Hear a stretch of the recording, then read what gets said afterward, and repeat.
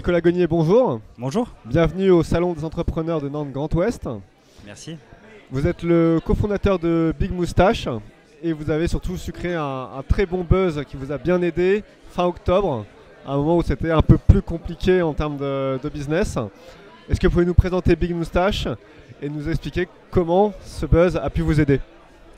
Oui, alors Big Moustache, c'est une marque que j'ai créée en 2013 qui veut révolutionner en fait les habitudes des hommes et pour leur proposer pour leurs matins qui ne sont pas forcément hyper glamour et plutôt assez rasoirs, des produits de qualité vendus sur bigmoustache.com avec un service qui leur est parfaitement adapté puisqu'on leur propose des formules d'abonnement pour recevoir directement chez eux leurs produits. Donc les produits, c'est des rasoirs, des Voilà, les blaireaux. produits, c'est des rasoirs, des produits d'avant-rasage, d'après-rasage et des produits d'entretien de la barbe. Donc on s'occupe de tous les hommes au poil et ce qu'on veut, c'est trouver une manière différente de leur proposer des produits de meilleure qualité que ce qu'ils peuvent trouver en supermarché, vendus de façon plus, je dirais, plus intuitive et plus facile compte tenu de la récurrence de ces produits, avec un ton volontairement décalé.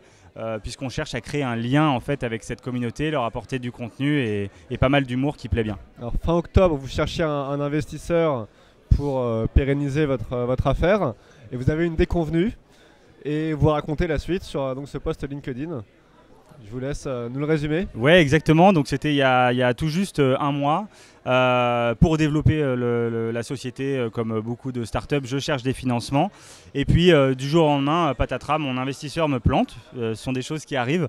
Donc je me retrouve dans la panade et je commence à raconter cette histoire et à écrire ça. Pour moi, très honnêtement, c'est-à-dire plutôt en tant que thérapie pour raconter ce que je viens de vivre parce que je suis le seul associé opérationnel. Je l'écris et le papier a beaucoup de répercussions immédiates, je dirais, avec des gens entreprenants, des gens qui connaissent qui ont connu ce genre de situation dans des cercles plus ou moins proches et qui sont touchés par le message et qui me disent bah toi, lâche pas, ton concept vaut le coup, on ne connaissait pas. Donc Et comment est-ce qu'il vous aide, hormis par des paroles? Alors, en fait, quand ces gens lisent mes papiers, mon premier papier, font des commentaires, etc., je me dis peut-être que j'ai une manière de continuer l'activité qui serait de finalement profiter de cette nouvelle communauté et des gens qui ont lu le papier pour les amener à acheter sur bigmoustache.com et à découvrir la marque. Puisqu'en fait, certains nous ont dit « Ah bah c'est dommage, on arrive trop tard » et je leur dis « Non, non, vous n'arrivez pas trop tard, il est encore temps. On est là, on peut vous livrer, les produits on les a en stock, donc on va vous livrer les produits. » C'est ce qui s'est passé. Donc j'avais dit que j'avais besoin en une semaine de récolter plus de 30 000 € de commandes, ce qui représente à ce moment-là de l'année, moi, un mois de chiffre d'affaires. Et donc c'est ce que j'ai réussi à réaliser en 7 jours. Et donc du coup je me suis sauvé à court terme puisque je n'ai plus de sujet de trésorerie à court terme. Donc j'ai remercié évidemment très vivement la communauté et ça m'a surtout donné du temps pour aller chercher de nouveaux investisseurs. Donc je suis en cours de discussion avec de nouveaux investisseurs et des pistes très sérieuses. Bonne nouvelle qui pour me vous. permettraient, voilà, c'est une excellente nouvelle, donc ça me permettrait pour le coup de pérenniser véritablement l'activité. Alors quels sont les projets futurs de Big Moustache, hormis cette levée de fonds Alors improbable et pourtant qui effectivement, devra arriver? Exactement. Et donc ça a été un moyen assez inédit de chercher des investisseurs et de se faire connaître auprès des investisseurs.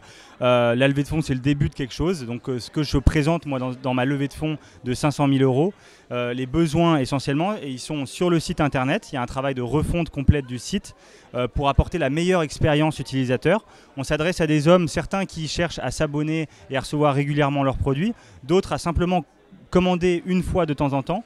Donc on a un gros travail